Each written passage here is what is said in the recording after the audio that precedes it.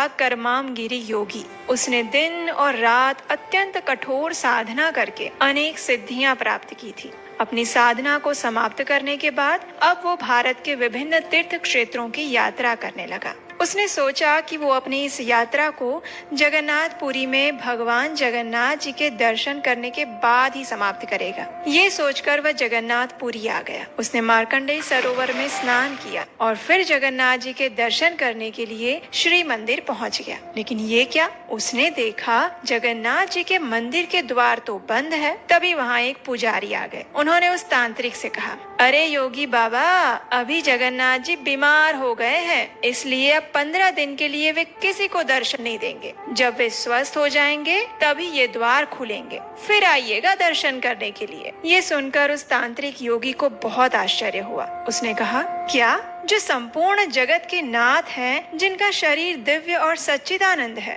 उनको ये भौतिक बीमारी कैसे आ सकती है? अरे वो तो पर ब्रह्म है। ये सारी झूठी मान्यताएं हैं जो आप सबने पाल रखी है। नहीं नहीं नहीं, मैं नहीं मानता। और इन सब अतार्किक बातों के आधार पर जगन्नाथ जी के दर्शन बंद करना अच्छी बात नहीं है। चलो खोलो दरवाजा, मुझे अभी दर्शन करने हैं। तो पंडा ने उत्तर दिया, अरे बाबा, आपको अर्च विग्रह सेवा के बारे में कुछ नहीं पता, इसलिए ऐसी बातें कर रहे हैं। इस समय भगवान की गोपनीय अवसर काल में सिर्फ दैतापति पुजारी ही जगन्नाथ जी के पास जाकर उनकी सेवा कर सकते हैं। हाँ, और किसी को अंदर जाने की अनुमति नहीं होती। अगर किसी को जगन्नाथ जी के दर्शन करने हैं तो उसे 15 दिन तक प्रतीक्षा करनी होगी। यही राजा का भी आदेश है और उनकी आज्ञा के बिना हम द्वार नहीं खोल सकते। ये सुनकर कर्मामगिरी ने राजा से मिलने का निर्णय किया। उस समय उड़ीसा में गंगा वंश के राजा कामेश्वर देव का राज्य था। पुरी से 50 मील दूर सारंगगरा में राजा का निवास स्थान था। कर्मामगिरी तो पहुंच गए राजा के पास और उन्होंने राजा से कहा, हे राजन, मैंने अनेक वर्षों तक कठिन तपस्या करके अनेक सिद्धियां अर्जित की है और इस समय मैं भारत के पवित्र तीर्थों की यात्रा पर निकला हूँ। मेरी इच्छा है कि मैं जगन्नाथ जी के दर्शन करके इस यात्रा को समाप्त करूँ, लेकिन आपके कुछ पुजारी ने मुझे ये कहकर रोक दिया कि इस समय जगन्नाथ जी बीमार है, इसलिए उनके द्वार नहीं खुल सकते।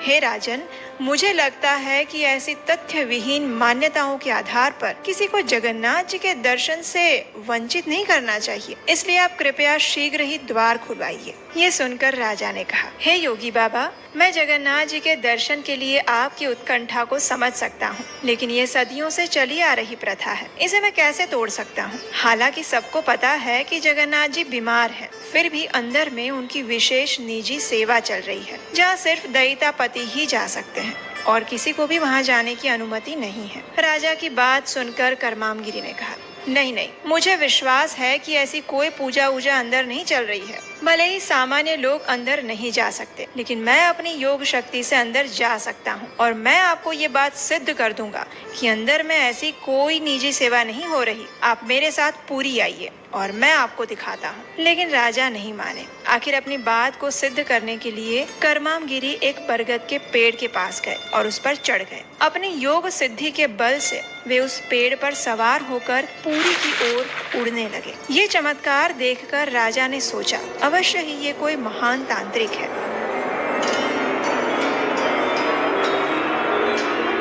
इसलिए राजा भी उनके पीछे अपने घोड़े पर सवार होकर पुरी चल पड़े।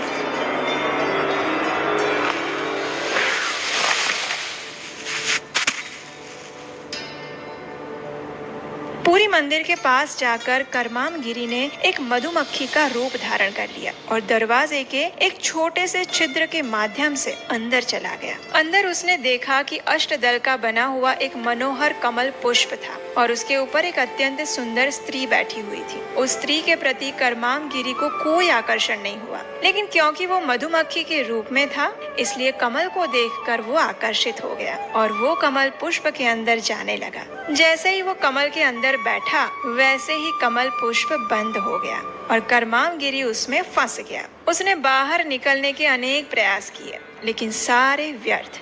उसकी सांसें अब फूलने लगी थी। आखिर उसने अपने इष्ट देव कर्मामेश्वर महादेव को याद किया और फिर जगन्नाथ जी से भी प्रार्थना की।